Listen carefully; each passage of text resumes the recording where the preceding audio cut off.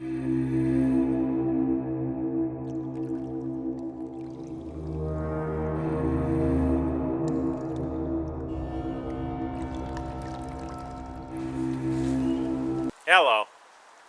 The next story is from Blackoracle69. Blackie is his name. This story is really good.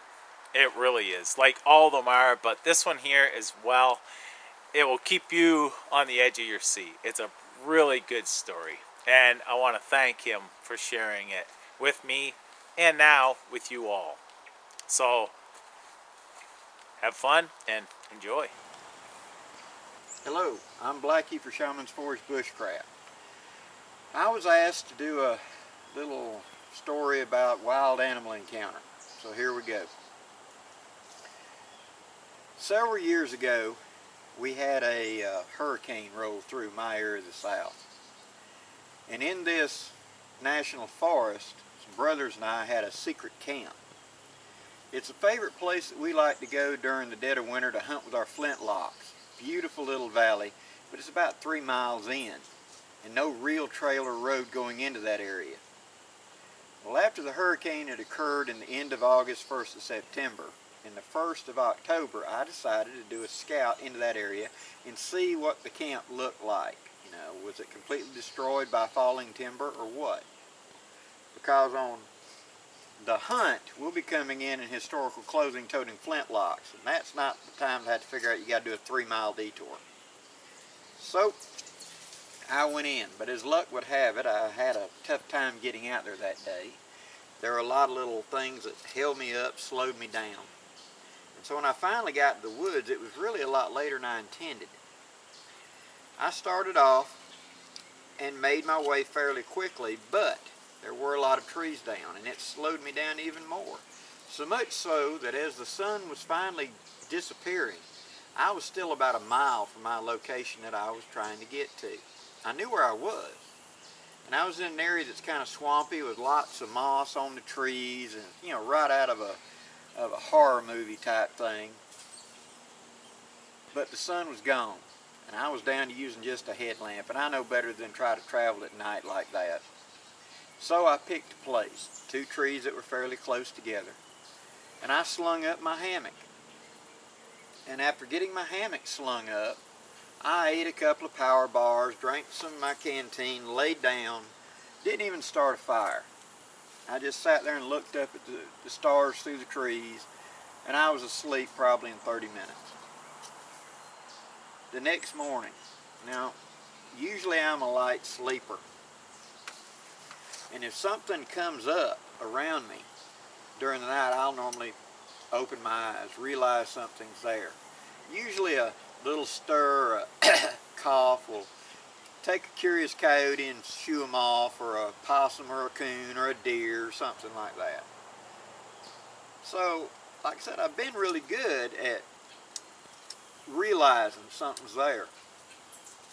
And this particular morning, before sunup, it's in that first gray dawn when you can barely see 10 yards. It's not even really moonlight bright yet. I realized something, and I opened my eyes. And as I opened my eyes, this thing landed, wham, and hit right on top of me.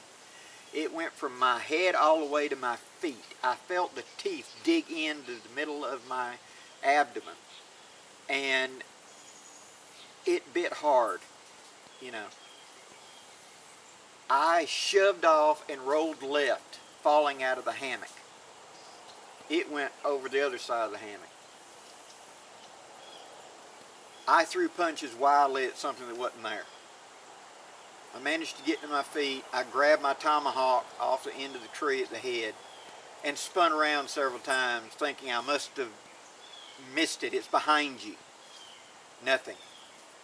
Finally, I went to the foot of my hammock, the big oak, grabbed my shotgun off the thing, got my back up against the tree, and squatted down. I didn't know what had attacked me. I knew I was hurt. I knew I was bleeding. I put my hand up under my shirt and came back and had blood on my hand. I didn't know how bad. I knew I didn't have intestines showing, but other than that, I was bleeding. So I sat there waiting. That's one of the longest waits there is. You don't know what it was. And I sat there analyzing. Mountain lion. No. Mountain lions prefer to go at the back of your head. If it had hit me, it had been claw, claw, claw, and then back feet. No. Bobcat. Same thing. Bear. If a bear had hit me like that, he'd have broke my back or broke my, at the least broke my ribs on impact. No, wasn't that. But it was big. It was so big it went from my head to my feet. I mean, I felt it at both things, like bat, like something come up and slapped its arms down on me and bit me in my stomach. And I did not know what it was. And your mind will play all kinds of wild tricks. And I went through all the usual suspects. The mountain lion, the bear, the wolf. You know, could a wolf have done it? No, a wolf wouldn't have attacked that way. And I could run up empty. I even started thinking of the irrational. Bigfoot. No, Bigfoot wouldn't have run. If it had attacked me, I'd still be doing something with it. So what was it? Finally, as the sun rose just a little bit and I got a little more light, a red bird. The first bird that sings in the southern woods around dawn is the red bird. He cut off singing about 20 feet to my right in a bush, and I pointed the gun at it. I was so spooked. And then I had to laugh. I had to calm myself down. And once the adrenaline had dropped, I could see the side of my hammock that it had come from, and there were no tracks. There were my tracks coming in.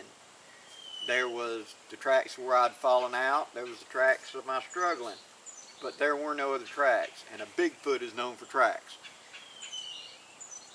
So I knew it wasn't that.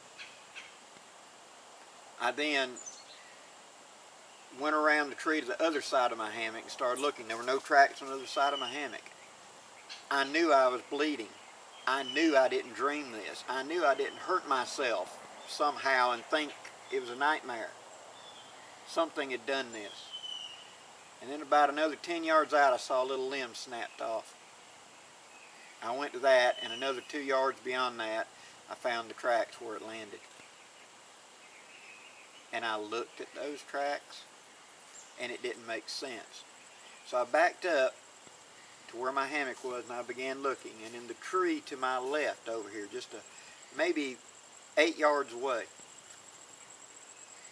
the bushes underneath this tree had this white stuff on it. I got to looking at it, and then I figured out what it was. A turkey. Yep, Blackie got bombed by a turkey.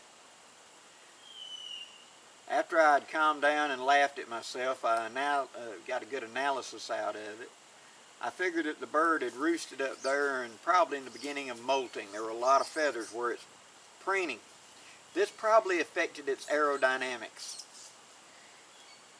And in the morning, right before gray dawn, when it decided to get up and go for whatever the turkey does for breakfast, he launched out, and that green log down there, that was me.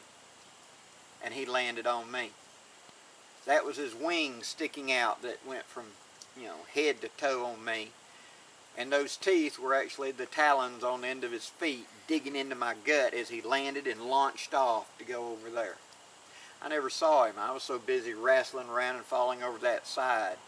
And his tracks were so far apart, he was hauling tail the minute he landed. So I got bombed by a turkey. The scratches on my belly were pretty deep and pretty bad. They didn't get infected. And this was the blanket I had that morning. And I can show you one thing from it. Give me a second.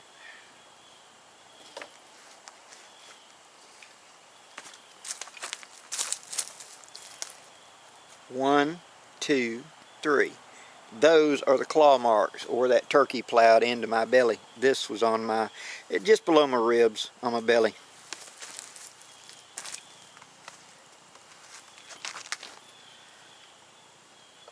If you spend enough time in the woods, you're going to encounter something. we always hear about, and we always talk about the bears and mountain lions and wolves, and you can get bombed by a turkey. You know, keep your eyes open, use your common sense, and just try to laugh it off when you can. I'm Blackie for Shaman's Forge Bushcraft, wishing you safe journeys. Have a great day, guys. So there you go. Now you know why I say it was such a great story and kept you on the edge of your seat. That was pretty amazing. Dive bombed by a turkey. Like that's pretty intense for sure. Reminds me of that partridge story.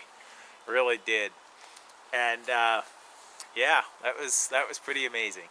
So I want to thank you big time, Blackie, for sharing that with us, and I really appreciate it. And I want to thank all of you again for tuning in. Take care.